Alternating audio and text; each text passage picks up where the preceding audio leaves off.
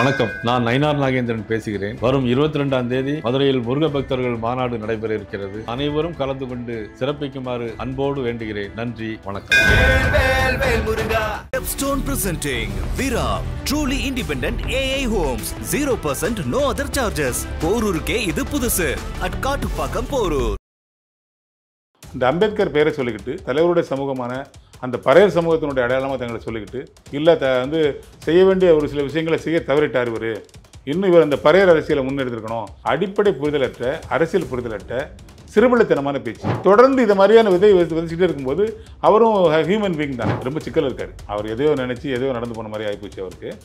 அவர் தனிப்பட்ட முறையில் தன்னுடைய அரசியல் வாழ்க்கையில் வந்து மிகப்பெரிய சர்க்கிள் செஞ்சிருக்கிறார். அவருடைய பையன் அப்படிங்கிற தகுதியை தாண்டி எதுவுமே இல்லாத ஒரு Anbumani Ramadoss.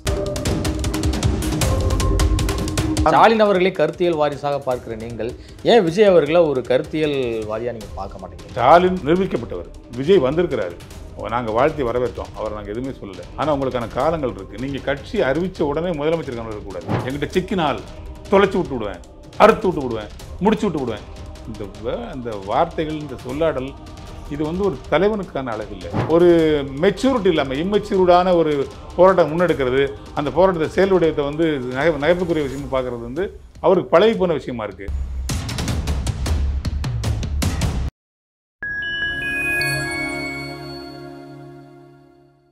Fine time media நேயர்களுக்கு வணக்கம். நான் உங்கள் துகன். நம்ம சிறப்பு நிகழ்ச்சியில் நம்மோடு இணைந்திருக்கிறார் விடுதலை சிறுத்தைகள் கட்சியின் மேலிட பொறுப்பாளர் மதிப்பிற்குரிய திரு செல்லத்துரை அவர்கள். வணக்கம் சார். வணக்கம். எப்படி சார் இருக்கீங்க? நல்லா இருக்கு. சமீபத்தில் மதச்சார்பின்மை காப்போம் பேரணி திருச்சியில் வந்து நடைபெற்றது.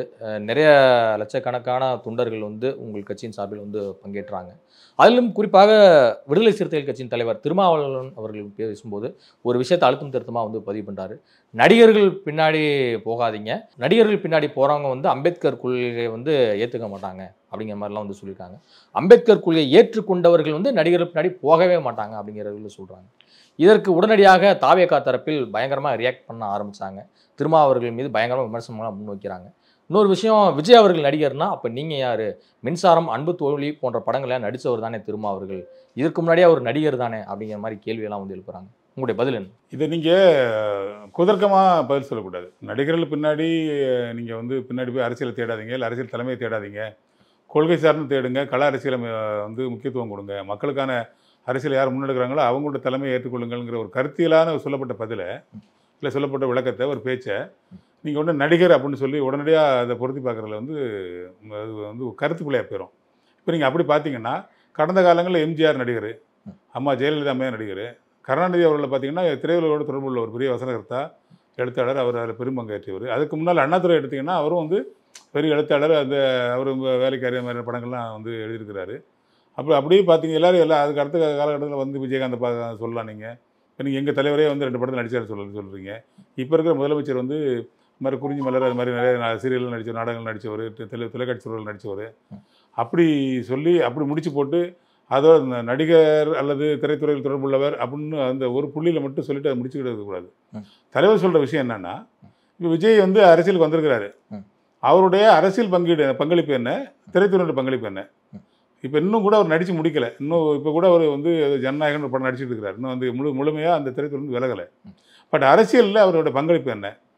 இப்போ நிகழ்கால அரசியலில், இல்லை கடந்த கால அரசியலில், மக்கள் சார்ந்த பிரச்சனைகளில், ஒரு கொள்கை சார்ந்த பிரச்சனையில் மாநில அரசாக இருக்கட்டும், மத்திய அரசாக இருக்கட்டும், அவங்களுடைய செயல்பாடு அல்லது கோட்பாடு தொடர்பான அவங்களோட அறிவிப்பு செயல்பாட்டில் அதுக்கு மாற்று கருத்து என்ன இருக்குது, உடன்பட்ட கருத்து என்ன இருக்குது அப்படிங்கிறத மக்களுக்கு என்ன முன் வச்சிருக்கிறாரு, களத்தில் எங்கே இறங்கி போராட்டிருக்காருன்னு பார்க்குறப்ப பெருவாரியான பங்களிப்பு அவருடைய திரைத்துறை தான் இருக்குது. இன்னும் நடிகராக தான் இருக்கிறார், இன்னும் அரசியல்வாதியாக அவர் பரிணமிக்கலை.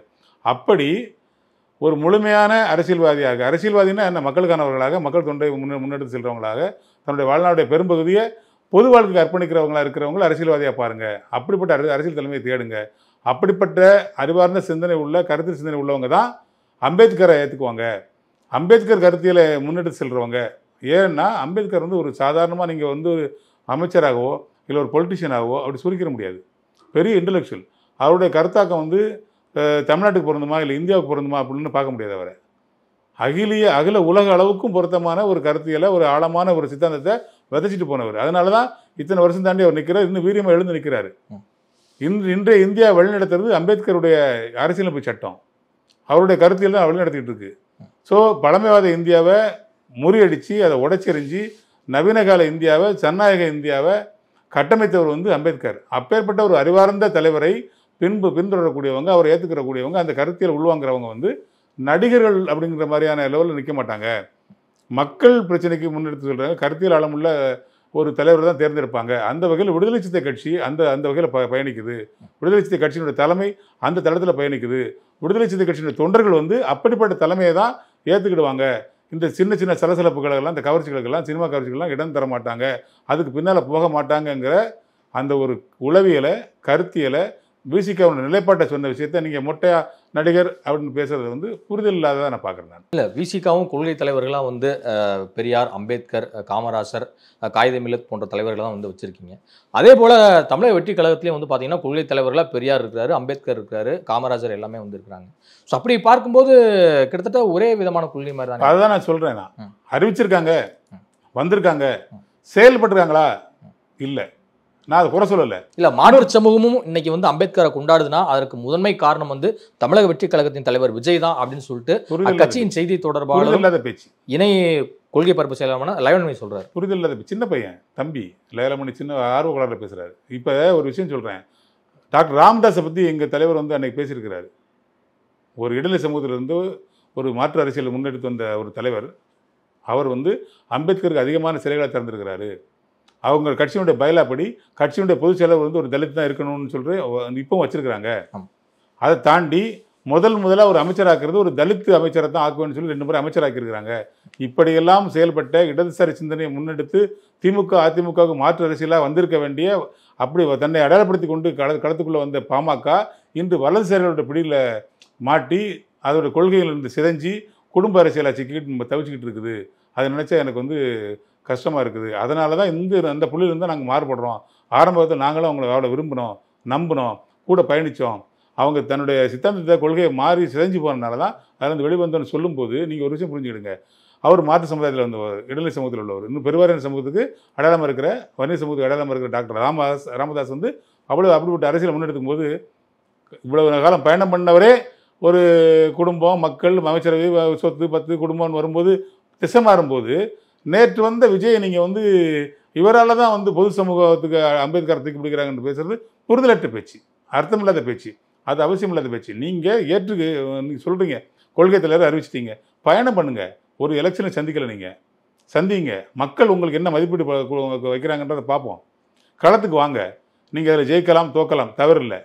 அடுத்த முறை எலெக்ஷனை சந்திங்க, நிர்வாகத்தை கட்டமைங்க, தொடர்ந்து போங்க, களத்தை நில்லுங்க. ஒரு ஆளுங்கட்சியாக வந்தால் உங்களுடைய எதிர்க்கருத்தை நீங்கள் பதிவு பண்ணுங்கள். அது தொடர்பாக போராட்டத்துக்கு வாங்க. விடுதலை சிறுத்தை கட்சி வந்து தொடர்ந்து எந்த ஆட்சியில் இருந்தாலும், நம்மளோட கூட்டணி கட்சி ஆட்சியில் இருந்தாலும் சரி, நமக்கு கொள்கை முரண்பாடுள்ள கட்சி ஆட்சியில் இருந்தாலும் சரி, களத்தில் நின்றுருக்கு. நான் பல முறை சொல்லியிருக்கிறேன். நான் 8 வருஷம் மாவட்டத்தில் இருந்திருக்கிறேன். நான் 8 வருஷம் மாவட்டத்தில் இருந்து 7 வருஷம் 7 மாதம் இருந்திருக்கிறேன். 117 ஆர்ப்பாட்டம் அனுமதி வாங்கி தலைவர் தலைமையில் மட்டும் நடத்திருக்கோம். நாங்கள் சென்னையில் அனுமதிக்கப்பட்ட ஆர்ப்பாட்ட இடம் 3, கலெக்டர் ஆஃபீஸ் 1, சேப்பாக்க விருந்தினர் மாளிகை 1, வள்ளூர் கோட்டை 1. இந்த 3 இடங்கள்லையும் அதிகமான ஆர்ப்பாட்டம் பண்ண கட்சி எந்த கட்சினா விடுதலை சிறுத்தை கட்சி. ஒரு மாநில பிரச்சனைக்காக மட்டும் போராடாது, அது மாவட்ட பிரச்சனைக்காக கூட போராடும். ஒரு முகாம் நடந்த ஒரு பிரச்சனைக்காக கூட போராடும். அதே நேரத்தில் நாட்டு அளவில் தேசிய அளவில் ஒரு சிக்கல் அப்படின்னா போராடும். மோடி தவறான கொள்கை அறிவிக்கிறோம், அடுத்த நாள் போராட்டம் அறிவிப்பார். அப்படி நீங்கள் எதிர்வினையாற்றணும், ஆதரவு தெரிவிக்கணும், களத்தில் நிற்கணும், அதை மக்கள் மதிப்பீடு செய்யணும். நீங்கள் தொடர்ந்து நிற்கணும். முதல்ல அதை நீங்கள் உறுதிப்படுத்தணும். அந்த அடிப்படையில் சொல்லும்போது அவர் வந்து செயல்பாட்டு திறனை அடிப்படையில் வச்சு கம்பேர் பண்ணுறதை தவிர நீங்கள் உடனடியாக விஜயை தூக்கிட்டு வந்து திரும்ப சொல்கிறாரான்னு நீங்கள் பேசுகிறதுலாம் வந்து அர்த்தம் இல்லை. பொதுவான சித்தாந்தத்தை பேசுகிறார் அவர். விஜய் மனசில் வச்சுட்டு பேசுகிற அவசியம் தேவை வந்து டாக்டர் திருமாவுக்கு இல்லை. யூடியூப்பில் உட்காந்துக்கிட்டு விடுதலை சிறுத்தைகள் கட்சிக்கு ஆலோசனை சொல்கிறேன், அறிவுரை சொல்கிறேன்னு சில பேர் வந்து பார்த்தீங்கன்னா அப்படிலாம் திரியிறாங்க. இப்போ நாதாரினா எனக்கு என்ன அர்த்தம்னு தெரியல, ஊதாரினா என்னன்னு தெரியும் அப்படின்லாம் வந்து பேசுறாரு. ஏன் ஒரு கட்சியுடைய தலைவர் ஒரு 3 முறை எம்பியாக ஜெயிச்சவர் இப்படிலாம் வந்து பேசணும் ஒரு மேடையில்? இல்லை, அது மாதிரியான வார்த்தைகள்லாம் தவிர்த்துருக்கலாமே. இல்லை, அவர் எப்பவுமே வந்து இந்த வார்த்தைகளை கவனமாக இருப்பார். யார் மனசு புண்படியான வார்த்தைகளை பேச மாட்டார். பேசினாலும் அந்த வேலையை மன்னிக்கணும் அப்படின்ற மாதிரி நான் உடனே அந்த சொல்லாடலை பயன்படுத்துகிறவர் அவர். இப்போ ஒரு சமீப காலங்களில் அந்த அம்பேத்கர் பெயரை சொல்லிக்கிட்டு தங்களுடைய தலித்து அடையாளமாக தங்களை முன்னிறுத்திக்கிட்டு, இன்னும் குறிப்பாக சொல்லப்போனால் தலைவருடைய சமூகமான அந்த பறையர் சமூகத்தினுடைய அடையாளமாக தங்களை சொல்லிக்கிட்டு, தங்களை அறிவு சமூகம் அப்படிங்கிற மாதிரி ஒரு பெயரை வச்சுக்கிட்டு இவருக்கு எதிரான மனநிலையில் யாரோ சொல்லி செய்கிறாங்களா இல்லை சொந்த புத்தி இல்லாமல் செய்கிறாங்களாங்கிறது தெரியாமல், என்ன பேசுகிறவங்கிறது தெரியாமல், அவருக்கு எதிரான கருத்தை சொல்கிறோன்ற பேரில் அவங்கள ஒரு அந்த அந்த சமூகத்தின் மேலே அக்கறை உள்ளவர்களாகவும், அந்த சமூகத்தை வந்து தவறாக வழிநடத்துகிறவரை இவர் சித்தரிக்கிற மாதிரியும், இல்லை வந்து செய்ய வேண்டிய ஒரு சில விஷயங்களை செய்ய தவறிட்டார் இவர், இன்னும் இவர் அந்த பறையர் அரசியலை முன்னெடுத்திருக்கணும், பறையர்களுக்கான பிரதிநிதித்துவத்துக்காக போராடிருக்கணும், அந்த மக்களுக்கான தலைவர் தான் அப்படிங்கிறத வந்து சொல்லியிருக்கணும் அப்படிங்கிற மாதிரி அவங்க பேசுறது வந்து அடிப்படை புரிதலற்ற, அரசியல் புரிதலற்ற, சிறுபிள்ளைத்தனமான பேச்சு. அவங்க அந்த மாதிரியான ஆட்களை பார்த்தா எங்களுக்கு பாவமாக தான் இருக்குது. ஆனால் தொடர்ந்து இந்த மாதிரியான விதைச்சிக்கிட்டே இருக்கும்போது அவரும் ஹியூமன் பீயிங் தானே. தலைவர் வந்து ஒரு சாதாரணமான மனுஷன் தானே. அவரோட கோபத்துக்கும் ஒரு எல்லை இருக்கும், அவரோட பொறுமைக்கும் ஒரு எல்லை இருக்கும். அந்த வகையில் ஒரு சில விஷயங்களை எங்களுக்கு சுட்டிக்காட்ட, தொண்டர்களுக்கு சுட்டிக்காட்ட வேண்டிய தேவையின் அடிப்படையில் அவர் சொன்னார். இப்போ அவரை வந்து அப்படி அந்நியப்படுத்த பார்க்குறது, அது சூழ்ச்சி மனநிலை பண்ணுறது. இப்போ ஒரு இடைநிலை சமூகத்திலிருந்து ஒருத்தன் வந்து எங்களுடைய சமூகத்துக்கு இந்த சமூகம் விரோதி அப்படின்னு கட்டமைக்கிறது வந்து அது ஒரு அரசியல். அந்த சமூகத்தினுடைய வாக்கு வங்கிகளை அவங்க ஒருமுகப்படுத்துறதுக்கு அவர் செய்கிற ஒரு அரசியல். அந்த அரசியல்லேருந்து நம்ம மாறுபட்டு நிற்கிறோம், அவங்களை எதிர்த்து அரசியல் பண்ணுறோம். சொந்த சமூகத்திலிருந்து இது மாதிரி பண்ணுறது வந்து முதுகில் குத்துறது கூட இல்லை, மூச்சை பிடிச்சி கழுத்து நடிக்கிறதுக்கு சமமானது. எங்கள் அண்ணன், என் உறவு, எங்கள் அப்பா, எங்கள் பெரியப்பா, எங்கள் சித்தப்பா இப்படி வளர்ந்து நிற்கிறாரு, ஆலமரமாக வளர்ந்து நிற்கிறாரு, அம்பேத்கராக வளர்ந்து நிற்கிறாருன்னு சொல்லி போற்ற வேண்டிய, பாராட்ட வேண்டிய, அவரை கைதூக்கி விட வேண்டிய அந்த மக்களே வந்து இவருக்கு அறிவுரை சொல்கிற மாதிரி, இந்த சமூகத்துக்கு அறிவுரை சொல்கிற மாதிரி, இந்த அரசியல் கட்சிக்கு விசிகாவுக்கு அறிவுரை சொல்கிற மாதிரி இப்படி பேசுகிறது வந்து அவர் மனசை புண்படுத்தி ரொம்ப வேதனைப்படுத்தின அந்த வேதனை அடிப்படையில் வந்து அவர் அந்த இதை பேசியிருக்கிறாரு. அதை வந்து அந்த வேதனையை வந்து புரிஞ்சிக்க வேண்டியது யார் அப்படின்னா, அம்பேத்கரை தூக்கி பிடிக்கிற அல்லது தன்னை தலித்துகளுடைய முன்னேற்றத்துக்காக பாடப்படக்கூடியவர்கள் அடையாளப்படுத்திக்கிற புரிதலற்ற சிறுபிள்ளைத்தனமான சில அற்பர்கள் இருக்காங்க. அவங்க ஏன் இப்போ இந்த வார்த்தையை நான் பயன்படுத்துகிறேன், ஏன் நாதாரிங்கிற வார்த்தை தலைவர் பயன்படுத்துகிறேன் அப்படின்னா, சொந்த புத்தியில் அவங்க செயல்படுற மாதிரி தோணலை. யாரோ கொடுக்குற அசைன்மெண்ட்டை காசுக்காகவோ இல்லை பதவிக்காகவோ ஏதோ ஒரு சுகத்துக்காகவோ தன்னுடைய சகோதரனை தான் தூக்கி பிடிக்க வேண்டிய ஒரு தலைவரை வந்து இப்படி பேசுறது வந்து அறிவற்ற செயலாக பார்க்குறோம். அதனால் நான் அற்பர்கள்னு சொல்கிறேன், நான் அவர் நாதாரின்னு சொல்லியிருக்கிறாரு. வார்த்தை தான் முன்ன பின்ன வருமே தவிர மொத்தத்தில் அவங்க செயல்பாடு வந்து சிறுபிள்ளைத்தனமானது. திமுக ஆட்சியில் சட்டம் ஒழுங்கு கிடையாது, ஊழல் லஞ்சம் வந்து பெருக்கெடுத்து ஓடுகிறது என கடுமையான விமர்சனத்தை முன்வைத்திருக்கிறார் பாட்டாளி மக்கள் கட்சியின் தலைவர் அன்புமணி அவர்கள். உங்களுடைய பதில் என்ன? அன்புமணி ராமதாஸ் இப்போ வந்து ரொம்ப சிக்கல் இருக்கார். அவர் எதையோ நினச்சி எதையோ நடந்து போன மாதிரி ஆகிப்போச்சு அவருக்கு. அவர் தனிப்பட்ட முறையில் தன்னுடைய அரசியல் வாழ்க்கையில் வந்து மிகப்பெரிய சர்க்கிள் செஞ்சுருக்கிறார். ஒரு கட்சியினுடைய நிறுவனராக, கட்சியினுடைய தலைவராக, தன்னுடைய அப்பாவா மிகப்பெரிய ஒரு போராட்ட வடிவத்தை முன்னெடுத்து அந்த ஒரு வன்னியர் சமூகம், ஒரு இடைநிலை சமூகத்துக்கு தன்னுடைய அதோடைய அடையாளமாக வெளிக்க வந்தவர். மிகப்பெரிய எதிர்பார்ப்புக்கு மத்தியில் தன்னுடைய அந்த அரசியலை முன்னெடுத்து சென்றவர். இன்றைக்கு வந்து பாமகங்கிற மிகப்பெரிய கட்சியை வந்து வழிநடத்தினவர், ஒரு அங்கீகாரமான கட்சியை இது பண்ணவர், மத்திய அமைச்சர்கள்லாம் பங்கெடுத்த ஒரு கட்சியை வழிநடத்தினவர். அவருடைய பையன் அப்படிங்கிற தகுதியை தாண்டி எதுவுமே இல்லாதவர் அன்புமணி ராமதாஸ். அவரை நேரடியாக வர வைக்கிறாங்க, மேலவை மூலமாக அவரை வந்து மந்திரி ஆக்குறாங்க, மாநிலங்களவை உறுப்பினர் ஆக்குறாங்க, அதன் அடிப்படையில் வந்து மந்திரி ஆக்குறாங்க. அப்போ ஒரு மத்திய அமைச்சர் ஆக்குறாங்க, கேபினெட் அமைச்சர் ஆக்குறாங்க, மிகப்பெரிய ஒரு மருத்துவத்துறைக்கு ஒரு அமைச்சர் ஆக்குறாங்க. இது எங்கேருந்து வந்துச்சு? அவர் வந்து தனிப்பட்ட முறையில் தன்னுடைய செல்வாக்குனால நின்று ஜெயிச்சு வரல. அப்போ அதுக்கு சொந்தக்காரர் யார்? பாமக சொந்தம் கொண்டாடலாம். அந்த பாமகவுக்கு நிறுவனர் யார்? முகம் யார்? ராமதாஸ். அவர் இவருடைய அப்பா அப்படிங்கிற ஒரு தகுதியை தவிர இவருக்கு எதுவும் கிடையாது. ஆனால் வந்ததுக்கப்புறம் இவரை வந்து தலைவராகவே முன்மொழிகிறாரு. யார்?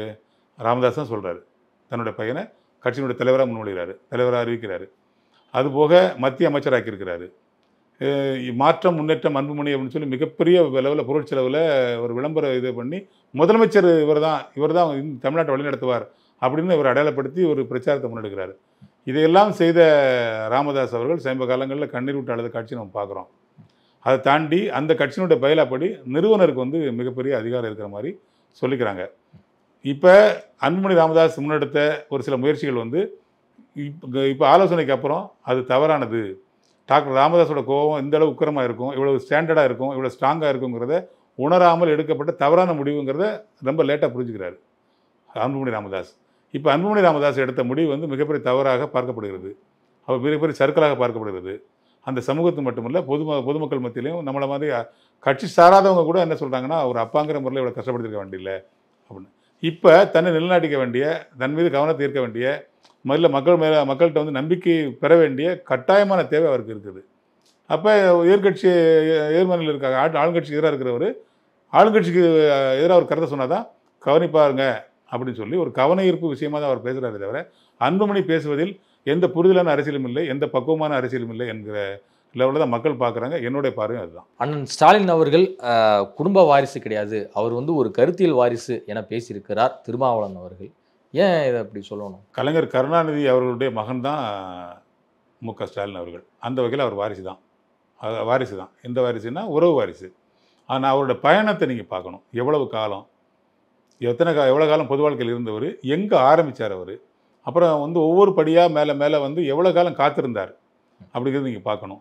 உடல்நிலை முடியாத காலகட்டத்தில் கூட பொதுவான ஒரு பேச்சு, ஏன் ஸ்டாலின் அவர்களை வந்து முதலமைச்சர் ஆக்கலாமே, ஏன் கட்சியினுடைய தலைவராக ஸ்டாலின் ஆக்கலாமே அப்படிங்கிற பேச்சு முணுமுணுப்புகள் வந்து நம்ம காதுகளுக்கெல்லாம், ஒரு சாதாரணமான மனுஷன் காதுகளுக்கெல்லாம் வரும்போது கூட அந்த பணிவும் அந்த பொறுமையும், அந்த அப்பாவுக்கு கொடுக்க வேண்டிய மரியாதை, அந்த கட்சியினுடைய தலைவருக்கு கொடுக்க வேண்டிய மரியாதை, தலைவர்னு தான் பேசுவார். அவர் வீட்டில் பேசியிருக்கலாம் அப்பான்னு சொல்லி, ஆனால் பொதுவெளியில் எந்த இடத்துலையுமே அவர் வந்து பேச மாட்டார். அப்படி பக்குவமாக நடந்துக்கிட்டவர். அதை தாண்டி ஒரு மிகப்பெரிய தலைவர், கிட்டத்தட்ட தோல்வியை சந்திக்காத ஒரு தலைவர், அரசியல் அறிமுகமான நாளிலிருந்து இறுதி மூச்சு வரைக்கும் அவர் அந்த எம்எல்ஏ அந்த தகுதி இழக்காத ஒரு தலைவர். யாருக்கும் அந்த ஒரு ரெக்கார்டு இல்லை, அவருக்கு அந்த ரெக்கார்டு இருக்குது. அப்படிப்பட்ட ஒரு தலைவர், தமிழினத்தினுடைய அடையாளமாக பார்க்கப்பட்ட கலைஞர் கருணாநிதியோட மகனாக இருந்தவர். அவருடைய இழப்புங்கிறது அந்த கட்சிக்கு பெரிய மாபெரும் இழப்பு. ஒரு பெரிய ஒரு ஷேட்டரிங் நடக்கணும், ஒரு அதிர்வு நடக்கணும். ஆனால் எந்த ஒரு அதிர்வும் இல்லாமல் அனைவராலும் ஏற்றுக்கொள்ளப்பட்டது மட்டுமல்ல, ஏற்றுக்கொள்ளப்பட்டது சரிதான் என்கிற மாதிரி அதுக்கு பின்னால் வந்த வெற்றிகள் பாருங்கள் நீங்கள். தொடர்ந்து வெற்றிகள். கட்சியில் எந்த விதமான ஒரு உட்கட்சி பூசலோ ஒரு சின்ன சலசலப்போ இல்லாமல் கட்சியை வழிநடத்துறது மட்டுமல்ல, ஆட்சியை வழிநடத்துகிற அளவுக்கு கட்சியை வலிமையாக்கி தொடர்ந்து ஜெயிச்சு சட்டமன்ற தேர்தலில் ஜெயிச்சு, நாடாளுமன்ற தேர்தலில் வெற்றி பெற்று, உள்ளாட்சி தேர்தலில் வெற்றி பெற்று மிக வலுவான ஒரு அந்த அமைப்பை கொண்டு போயிட்டு இருக்கார் இல்லையா. அதனால தான் அவர் சொல்கிறாரு, இது வந்து வெறுமனே நீங்கள் உறவு வாரிசாக சொல்லிட முடியாது. மு.க. ஸ்டாலின் அவர்கள் வந்து கலைஞர் கருணாநிதியோட கருத்தியல் வாரிசு. இன்னும் சொல்லப்போனால் அதுக்கு முந்தின தலைமுறையான அண்ணா, பெரியார் அவங்ககிட்ட தான் வாங்கின கருத்தியல் அடிப்படையில் வந்து கருத்தியல் வாரிசாக இருக்கிறாரு. கருத்தியல் வாரிசாக தன்னை நிரூபிச்சிருக்கிறாரு அப்படிங்கிறத அவர் சொல்ல வர்றாரு. அதை தான் வந்து இது வந்து மற்றவங்களுக்கு பொருந்தாது, மற்ற வாரிசுகளால் அடையாளப்படுத்தப்படுறவங்களுக்கு இது பொருந்தாது. கருணாநிதி அவர்களுக்கு ஒரு பையன் கிடையாது. அழகிரியும் அவருக்கு பையன்தான், மு.க. தமிழரசும் அவருக்கு பையன்தான், மு.க. முத்தும் அவருக்கு பையன்தான், அவங்க செல்வியும் அவங்களுக்கு பொண்ணு தான், கனிமொழியும் அவங்களுக்கு பொண்ணு தான். இவ்வளோ வாரிசுகள் இருந்தாலும் ஒரு வாரிசு தான் வந்து எந்த இடத்துக்கு வராங்க, முதலமைச்சருங்கிற இடத்துக்கு, திமுகவோட தலைவருங்க இடத்துக்கு வராங்க. அதை ஏற்றுக்கொள்ளப்பட்டிருக்கு, கட்சியால் ஏற்றுக்கொள்ளப்பட்டிருக்கு, தமிழக மக்களால் ஏற்றுக்கொள்ளப்பட்டிருக்கு. நல்ல ஆட்சி கொடுத்துட்டு இருக்கிறாரு. இதெல்லாம் சீர்தூக்கி பார்த்து தான் தலைவர் சொல்கிறாரே தவிர, முதலமைச்சர் அவர்களை புகழ்ந்து பேசணுங்கிறதுக்கோ ஒரு வெறும் வார்த்தையாக சொல்லணுங்கிற அளவுக்கோ எப்பவுமே தலைவர் பேச மாட்டார். எந்த கருத்தியல் பேசினாலும் இன்றைக்கும் ஏற்றுக்கொள்ளப்பட வேண்டியதா, இன்னும் 10 வருஷம் கழிச்சு, இன்னும் 50 வருஷம் கழிச்சும் ஏற்றுக்கொள்ளப்படக்கூடிய கருத்தாக தான் அவர் பேசுவார். ஏன்னா தலைவர் டாக்டர் திருமாவர்கள், எங்கள் அண்ணன் திருமாவர்கள் வந்து எப்பவுமே அனுபவம் சார்ந்தவர், மிகப்பெரிய படிப்பாளி, பட்டம் பெற்றவர், அறிவாளி, எழுத்தாளர், பேச்சாளர். அதையெல்லாம் தாண்டி அவர்கிட்ட இருக்கிறது அனுபவம், களத்தில் நிற்கிற அனுபவம். எங்கள் தொண்டர்களை பார்க்குறவங்க, எங்கள் தலைவர் நீங்கள் பார்த்தீங்கன்னா அந்த எலிமெண்ட்ரி ஸ்கூல், கவர்மெண்ட் ஸ்கூலில் வேலை பார்க்குற டீச்சர்களுக்கும் இப்போ ப்ரைவேட் ஸ்கூலில் வேலை பார்க்குற டீச்சருக்குள்ள வித்தியாசம் நீங்கள் லேசாக புரிஞ்சுக்கணும். ஸ்டாலின் அவர்களே கருத்தியல் வாரிசாக பார்க்குற நீங்கள் ஏன் விஜய் அவர்களை ஒரு கருத்தியல் வாரியாக நீங்கள் பார்க்க மாட்டேங்கிறீங்க? ஸ்டாலின் ப்ரூஃப்டு, நிரூபிக்கப்பட்டவர். விஜய் வந்திருக்கிறாரு, நாங்கள் வாழ்த்தி வரவேற்றோம், அவரை நாங்கள் எதுவுமே சொல்லலை, தனிமனித விமர்சனம் பண்ணவே இல்லை. ஆனால் உங்களுக்கான காலங்கள் இருக்குது. நீங்கள் கட்சி அறிவித்த உடனே முதலமைச்சர் கவனம் இருக்கக்கூடாது. அது நேரடியாக நீங்கள் வந்து வீட்டில் இருந்து காரில் ஏறி நேரடியாக அங்கே சேரலாம் உட்காரன்ற எண்ணத்தில் போகக்கூடாது. இடையில் நிறைய வேலைகள் இருக்குது, நிறைய செயல் திட்டம் இருக்குது, மக்கள் அனுமதிக்கணும், மக்கள்கிட்ட போகணும். இதை தான் நாங்கள் திரும்ப திரும்ப சொல்கிறோம். நீங்கள் கம்பேர் பண்ணுறது தப்பு. மு.க. ஸ்டாலின் அவர்களோட போய் விஜயை கம்பேர் பண்ணுறது எவ்வளவு சிறுபிள்ளைத்தனமானது. அது எப்படி நீங்கள் பேசுகிறீங்கன்னு எனக்கு புரியலை. அதனால் அது இப்போ கருத்தியல் தலைவர்னு உதயநிதி ஸ்டாலினை சொன்னால் தான் நீங்கள் கேட்கணும்னு நாள் இருக்குது, அதுக்கும் நாள் இருக்குது. உதயநிதி ஸ்டாலின் அவர்கள் கருத்தியல் தலைவராக இருக்கலாம், மகன்தான், கருணாநிதி அவர்களோட பேரன்தான், ஸ்டாலின் அவர்களோட மகன்தான், வாரிசு தான். ஆனால் அவர் தன்னை நிரூபிக்க வேண்டிய, நிலைநாட்ட வேண்டிய காலங்கள் ரொம்ப தூரம் இருக்குது, பயணம் பண்ண வேண்டிய காலங்கள் ரொம்ப தூரம் இருக்குது. அதுக்கப்புறம் தான் இன்னொரு 15 வருஷம் 20 வருஷம் தாக்கு பிடிச்சி நிற்கிறாரு. மக்கள் ஏற்றுக்கிட்டாங்க, கட்சி ஏற்றுக்கிச்சு, எந்த பிரச்சனையுமே இல்லை. இதை தாண்டின ஒரு சாதனையை படைக்கிறாரு. தாய் 8 அடி பஞ்சா குட்டி 16 அடி பாயங்கிற மாதிரி ஒரு வராரு. ஏற்றுக்கிட்டு தான் ஆகணும். ஜனநாயக அடிப்படையில் மக்களை சந்தித்து மக்கள் ஏற்றுக்கிட்டாங்கன்னா யாராக இருந்தாலும் நம்ம ஏற்றுக்கிட்டு தான் ஆகணும். அப்படி வரும்போது அது இதே வார்த்தை அவருக்கும் பயன்படலாம். தலைவர் மு.க. ஸ்டாலினுக்கு பயன்பட்ட வார்த்தை அவர் உதயநிதி ஸ்டாலினுக்கு பயன்படலாம். இப்போ பொருந்தாது. அப்படி பொருந்தாதுன்னு நான் சொல்லும்போது, நீங்கள் உதயநிதிக்கே பொருந்தாதுன்னு நான் சொல்லும்போது, நீங்கள் விஜயை கொண்டு வந்து சேர்க்கறது வந்து சம்மந்தமில்லாத விஷயம். ஏன்னா உதயநிதியாவது மக்களை சந்திச்சிட்டாரு, விஜய் இன்னும் சந்திக்கலை, வரட்டும் பார்க்கலாம். நாம் தமிழர் கட்சியின் தலைமை ஒருங்கிணைப்பாளர் சீமான் அவர்கள் தலைமையில் வந்து கல் எங்கள் உரிமை, கல் எங்கள் உணவு அப்படிங்கிற ஒரு மிகப்பெரிய ஒரு போராட்டத்தை முன்னெடுத்து திருச்செந்தூர் பகுதியில் குலசேகரப்பட்டினத்தில் வந்து கல் இறக்கும் போராட்டத்தை வெற்றிகரமாக முடிச்சிருக்காங்க. அங்கே குறிப்பிட்டு பேசும்போது, நாங்கள் ஆட்சிக்கு வந்தவுடன் எல்லா இதுவுமே வந்து பார்த்திங்கன்னா எல்லா இடத்துலையும் கல் கடைகள் இருக்கும், நாங்கள் வந்து மதுக்கடைகளை மூடுவோம் அப்படிங்கிற மாதிரிலாம் குறிப்பிடுறாங்க. உங்களுடைய பாயிண்ட் ஆஃப் வியூ? இல்லை, முதல்ல இந்த சிக்கினால் என்கிட்ட சிக்கினால் தொலைச்சி விட்டு விடுவேன், அறுத்து விட்டு விடுவேன், முடிச்சு விட்டு விடுவேன், இந்த வார்த்தைகள், இந்த சொல்லாடல், இது வந்து ஒரு தலைவனுக்கான அழகு இல்லை. நீங்கள் எது சிக்கனா முடிச்சு விட்ருவன்றீங்க? தமிழ்நாடு மக்கள் உங்கள்கிட்ட சிக்கனா முடிச்சு விட்ருவீங்களா? யாரை முடிச்சு விட்ருவீங்க? இல்லை, அதிகாரம் கிடைச்சா நான் வந்து எல்லாத்தையுமே செஞ்சு முடிப்பேன், எதை முடிச்சு மக்களுக்கு நல்லது செய்வோம் அப்படின்னு தானே அவர் சொல்கிறாரு. உங்களுக்கு ஓட்டு போட்டவங்களை விட நீங்கள் ஓட்டு போடாதவங்களை கனிவோட பார்க்கணும். அதுதான் தலைவனுக்கான அழகு. கட்சியோட தலைவனுக்கு பாரபட்சம் இருக்கலாம், முதலமைச்சராக வந்ததுக்கப்புறம் பாரபட்சம் இருக்கக்கூடாது. இப்போ நாங்கள் சொல்கிறோம் இல்லையா, மதம் மனிதனுக்கானது, மதம் அரசுக்கானது இல்லை. ஏன் பாரபட்சம் இருக்கக்கூடாது? எல்லா மதமும் நம் மதம் சம்மதம்ன்ற மாதிரி இருக்கணும். யார்? ஆட்சியாளர் இருக்கணும். எல்லா சாதியும் ஒரே சாதி, ஏற்றத்தாழ்வு இருக்கக்கூடாதுன்னு பார்க்கணும். யார்? ஆட்சியாளர் இருக்கணும். அது மாதிரி தான் பேசணுமே தவிர, நீங்கள் பேசுகிறது வந்து அர்த்தம் இல்லாத பிதற்றலான பேச்சு, புரிதல் இல்லாத பேச்சு.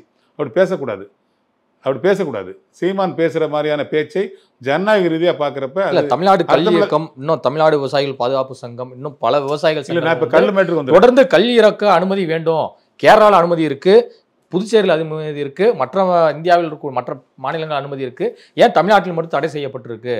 இது வந்து மிகப்பெரிய ஒரு வணிக நோக்கு வந்து காரணமாக தான் வந்து கல்லை தடை பண்ணி வச்சிருக்காங்க அப்படின்னு வந்து அவங்க குற்றச்சாட்டு. இல்லைங்க, இதில் வந்து கல் மேட்டுக்கு வந்துடலாம். இப்போ கல்லை வந்து இவர் வந்து ஆதரிக்கிறேன்னு சொல்கிறது வந்து அவர் என்ன சொல்ல வர்றாரு அப்படின்னா, இயற்கையாக வர்றது, பனையிலேருந்து வர்றது, இன்னும் சொல்ல பனையினுடைய பால், அது விவசாயம் சார்ந்த விஷயம், அதை நம்ம ஆதரிக்கணும், அது போதைப் பொருள் இல்லைன்ற மாதிரி சொல்ல வராரா?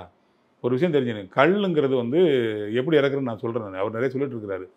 பனை மரத்தில் உள்ள அந்த கதிர் இருக்கு இல்லையா, அந்த பனங்கதிர், அளவங்கதிர்னு சொல்லுவோம்.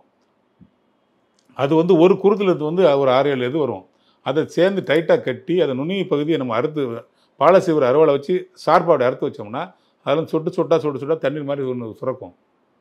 அதுதான் வந்து மண் கலையத்தில் வந்து கட்டி வச்சுருப்பாங்க. முதல் நாள் போய் கட்டி வச்சுருப்பாங்க, அடுத்த நாள் போய் அதை பார்ப்பாங்க. அப்படி பார்க்குறப்ப அந்த சுட்டு சொட்டா சேர்ந்தது வந்து அந்த கலையத்தில் வந்து நுர பொங்க இருக்கும். அது அப்படியே இறக்கி பார்த்தீங்கன்னா, அன்னைக்கு அந்த பனைமரத்துக்கு கீழே நின்று குடிச்சு பார்த்தீங்கன்னா, அது எதுவும் கலக்காமல் குடிச்சு பார்த்தீங்கன்னா, அது வந்து ஒரிஜினல் கல். அந்த பானையில் எதுவுமே படாமல் இருந்திருந்தா, அந்த கலையத்தில், மண் கலையத்தில் உள்பக்கமாக சுண்ணாம்பு வந்து பூசியிருந்தா, அதில் படுற அந்த தண்ணீர் வந்து இனிப்பு சுவையாயிரும், பதநீர் ஆயிரும். அந்த பதநீருக்கு இந்த கல்லுக்கு என்ன வித்தியாசம்னா, பதநீர் போதை தராது, யார் வேணால் குடிக்கலாம், ஆண்கள் பெண்கள் யார் வேணால் குடிக்கலாம், சுவையாக இருக்கும், இனிப்பாக இருக்கும். கல்லில் வந்து அந்த இனிப்பு இருக்காது, புளிப்பு இருக்கும். இன்னும் நேரமாக அதிகமாக புளிக்கும். முதல் நாள் கல் அடுத்த நாள் வச்சுருந்தா அது வந்து அதிகமான போதை தரும். இப்போ நம்ம பேச வேண்டிய விஷயம், ஒரு ஆட்சி நடத்த ஒரு நாட்டை வழிநடத்தக்கூடிய ஒரு தலைவனாக பேச வேண்டிய விஷயம், போதையை நீ ஆதரிக்கிறியா எதிர்க்கிறியா, அவ்வளோதான் மேட்டர். கல் வந்து போதை கிடையாது, அது எங்களோட உரிமை அப்படின்னு சார். கல்லுக்காக மரத்தை வெட்டி கல் போராட்டம் அறிவிச்சவங்கலாம் பைத்தியக்காரங்களா? இப்போ பெரியார் பைத்தியக்காரு, காமராஜர் பைத்தியக்காரு, கல்லுண்டாமன்னு சொல்லி எழுதின திருவள்ளுவர் பைத்தியக்காரு, இவர் மட்டும் புத்திசாலியா? நீங்கள் கல்லுன்னு பேசாதீங்க சார். பேச வேண்டிய விஷயம் போதை சார். நான் பதநீர்னு சொன்னேன்ல, பதநீரை நம்ம ஆதரிக்கிறோமா இல்லையா? வீதியாக விற்கதா இல்லையா? அரசாங்கம் தடை பண்ணுதா? இல்லை. இன்னும் அரசு சார்ந்த துறைகளிலே வந்து பாக்கெட் போட்டு விற்கிறாங்கல்ல, அது ஒரிஜினல் நம்ம வாங்கி குடிக்கிறோம்ல. நிறைய இடங்கள் எல்லாமே நீங்களும் குடிச்சு நானும் குடிக்கிறோம்ல. அதுதான் நீ சொல்லலாம், எதை பனையினுடைய பால், அது இயற்கை விவசாயம்னு சொல்லி அதை காய்ச்சிருவாங்க. அந்த பதநீர் பணம் வெள்ளம், பணக்கட்டு, பல மூலப்பொருட்களை வந்து அதை நான் சொல்லிடுறேங்க. கல் ஒரு கழுதையும் தயாரிக்க முடியாது. அவர் மக்களை முட்டாளாக்கிட்டு இருக்காரு. நான் சொல்கிறேங்க, எனக்கு தெரியுங்க, நான் பனைமரத்துலேயே வச்சிருக்கிறவங்க, அதிலே பிறந்தவங்க நான். அவர் சொல்கிறார்ல, ஒரு அடையாளத்தின் அடிப்படையில் போய் நிற்கிறார். அவர் ஒரு அடையாளத்தின் அடிப்படையில் தாங்க அந்த பனை ஏறுறாரு அவர். அந்த அடிப்படையில் பின்னாடி நிற்கிறவங்கலாம் எங்கள் அண்ணன் தம்பிக்கு தான் நிற்கிறாங்க. அந்த அடையாளத்தோடு நான் பேசுகிறேன். உங்களுக்கு அந்த பதநீரை காய்ச்சினீங்கன்னா அது கூழ் மாதிரி வரும், பனங்கூழ் மாதிரி வரும். அதை நீங்கள் ஒரு கொட்டாங்கச்சியில் சிரட்டன்னு சொல்லுவாங்களே, அதில் ஊற்றி வச்சிங்கன்னா அது வந்து கருப்பட்டி, அதான் பனங்கருப்பட்டி. புரியுதா உங்களுக்கு? கல்லை நீங்கள் காய்ச்சினீங்கன்னா ஒரு கலந்தே வராது, நாத்தான் தான் வரும், குப்பையில் தான் வரணும், குடிக்கணும், இல்லை துரு குப்பையில் தான் ஊற்றணும். பனங்கல்ல ஒரு காய்ச்சி கருப்பட்டி காய்ச்சிடுவாரா? கற்கண்டு வந்துடுமா? இல்லை பனங்கற்கண்டு வந்துடுமா? அதெல்லாம் ஒன்றும் வராது. அது போதைக்கு மட்டும்தானே பயன்படும். அப்போ நீங்கள் இயற்கை சார்ந்த விவசாயம் முன்னே இப்போ நடத்திட்டு தான் இருக்கிறாங்க. பதநீர் காய்ச்சறவங்களை யாராவது பிடிக்கிறாங்களா? யாராவது அரெஸ்ட் பண்ணுறாங்களா? பதநீர்லேருந்து கருப்பட்டி செய்கிறவங்களை யாராவது இடைஞ்சல் பண்ணுறாங்களா? அப்போது போதைக்கு எதிராக தான் அரசாங்கம் நடவடிக்கை எடுக்க முடியும். இப்போ நீங்கள் என்ன செய்யணும், மதுவை ஒளி, மதுக்கடைகளை மூடு, நீ கல்லை இறக்க விடலை, இதை வந்து நீ கல்லை வந்து போதைன்னு தானே சொல்கிற, நீ ஒத்துக்கிறேன், நீ இந்த டாஸ்மாகை மூடு அப்படின்னு போராட்டம் பண்ணு, அதுக்கு வா, மக்களை திரட்டு, அது சரி. நாங்கள் அப்படி செஞ்சோம், அதுக்கு ஒரு மாநாடு நடத்தினோம். ஆனால் இயற்கையில் அதை செய்ய முடியாது, குறைஞ்சு பண்ணுறாங்க. எங்களுக்கு இப்பவும் உடன்பாடு இல்லைங்க. எங்களுக்கு அந்த மாநாடு நடத்தி முடிச்ச ரிசல்ட் என்னவா இருந்தது? அதை தான் சொல்கிறேன், எங்களுக்கு இப்பவும் உடன்பாடு இல்லைங்க. பூரண மருத்துவலுக்கு தாங்க விசிகாவோட கொள்கை நிலைப்பாடு. அந்த அடிப்படையில் எங்கள் தலைவர் என்ன சொல்கிறாருன்னா, கல்லும் போதை தான் அப்படின்னா அது வேண்டாம், அது பனையிலிருந்து வருதுங்கிறதுக்காகவோ, அது ஒரு குறிப்பிட்ட சமூகம் வந்து தொழில் சார்ந்தது இயங்குகின்றதுக்காகவோ அவங்களுக்கு ஆதரவாக பேச முடியாது. போதை தரக்கூடிய எதுவாக இருந்தாலும் வேண்டாம், சாராயமும் வேண்டாம், கல் வேண்டாம், டாஸ்மாக் மது வேண்டாம், வெளிநாட்டு மது வேண்டாம், அது கல் உண்ணாமை அப்படிங்கிறது மது உண்ணாமைங்கிறது போதை ஏற்காமைங்கிற மாதிரி வரும். அப்படி நீங்கள் பார்க்கணும். அந்த அடிப்படையில் நாங்கள் போதைக்கு எதிராக நாங்கள் பேசுகிறோம், நீங்களும் பேசுங்க, வாங்க சேர்ந்து பேசுவோம். அந்த அடிப்படையில் நாங்கள் கூப்பிட்டோம், மது ஒழிப்பு மாநாடுக்கு எல்லாரும் வாங்கன்னு நாங்கள் கூப்பிட்டோம். அதை அப்படி சொல்லும்போது ஒன்று அதிமுக கூட கூப்பிட்டீங்களா, ஒன்று கூட்டணி வைக்க போகிறீங்களா, அன்றைக்கி ஒரு பேச்சு நடந்துச்சு. அன்றைக்கி நாங்கள் கூப்பிட்டது எல்லாரையும் வாங்கன்னு கூப்பிட்டது இவரையும் சேர்த்து தான், உங்களையும் சேர்த்து தான், மக்களை சேர்த்து தான். வாங்க மதுவுக்கு யாராக போராடணும்னு சொல்லி. நாம் தானே குடிக்கிறோம், நாம் தான் நாசமாக போகிறோம், நம்ம வீட்டில் உள்ள பொண்ணுங்களை தான் தலையாக இருக்கிறாங்க, நம்ம வீட்டில் உள்ள ஆம்பளைங்க தானே இல்லற வாழ்க்கைக்கு தயாராக இல்லாமல் குடும்பத்துக்குள்ள சிக்கல் வருது. நம்ம வீட்டில் உள்ள ஆம்பளை பையன் தானே 30 வயசுல 35 வயசு செத்து போயிடுறான். நம்ம வீட்டில் உள்ள பையன் தானே போதையில் போய் தகராறு பண்ணிட்டு ஜெயிலுக்கு போயிட்டு நிற்கிறான், அடித்தில் போகிறான். ஒரு அன்றைக்கு ஒரு செய்தி பார்க்குறேன், 80 வயசு ஒரு மூதாட்டியை கூட்டு பாலியல் பண்ணானா கடலூர் மாவட்டத்தில். இது என்ன காரணமாக இருக்கும்? போதை தான் சீரழிஞ்சு கிடக்குது. நீங்கள் கல்லுன்னு பார்க்காதீங்க, டாஸ்மாக் கடைன்னு பார்க்காதீங்க, சாராயன்னு பார்க்காதீங்க. இப்போ எதுக்காக கள்ளச்சாராயம் வருது? குறைஞ்ச விலையில் கிடைக்குதுன்னு சொல்லிட்டு அந்த போய் காய்ச்சிறான். இப்போ கல்லுங்க ஈஸியாக கிடைக்குது, குறைஞ்ச விலை கிடைக்குதுன்னு சொல்லி அங்கே போனான்னா, அதை போதைக்காக ஏதாவது ஒன்று சேர்க்குற ஒரு கலப்படத்தில் ஒரு தப்பு நடந்து ஒரு 10 பேர் சாகுறான்னா அன்றைக்கி என்ன பண்ணுவோம், என்ன சொல்லுவோம்? இந்த அரசாங்கத்தானே சொல்லுவோம். அதன் அடிப்படையில் அவங்க இது பண்ணுது. நீங்கள் என்ன சொல்லணும், இப்போ இப்படி பேசுவோம். அதை நீங்கள் அந்த கல்லுக்கடையை, இந்த சாராய கடைக்கு பாதுகாப்பு கொடுக்குறீங்க, அதுக்கு ஒரு ஆள் போடுறீங்க. அது மாதிரி பணம் ஏறுறதுக்கு ஆள் போடுங்க, கல் இறக்குறதுக்கு ஆள் போடுங்க, கல்லில் கலப்படம் பண்ணாமல் இருக்கிறது செக் பண்ணுறதுக்கு ஒரு ஆள் போடுங்க, அதுக்கு தனியாக ஒரு கடையை தரங்க அப்படின்னு பேசுனா கல்லுக்கு ஆதரவு, அதுதான் ஆதரவு. நீங்கள் அப்படி செய்ய ஆரம்பித்தா மதுவுக்கு ஆதரவு, நீங்கள் அப்படி செய்ய ஆரம்பித்தா போதைக்கு ஆதரவு. அப்படி தானே இவர் அங்கே தானே கொண்டு போகிறாரு. அந்த புரிதலிருந்து நீங்கள் பார்க்கணும்.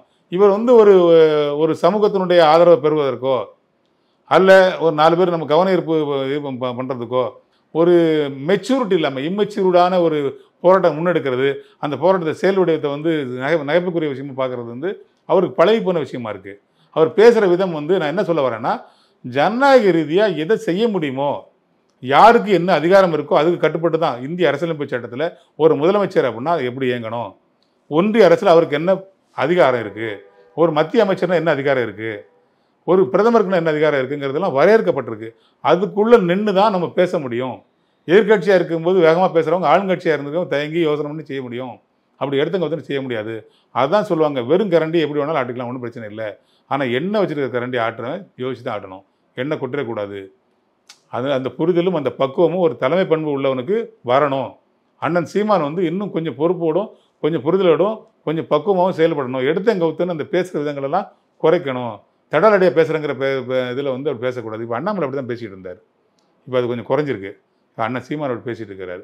இவரும் தன்னுடைய செயல்வடிவத்தை மாற்றணும் அப்படிங்கிறது என்னுடைய தாழ்மையான வேண்டுகோள். இதுவரை உங்கள் பல்வேறு கருத்துக்கள் நன்றி சார். நன்றி.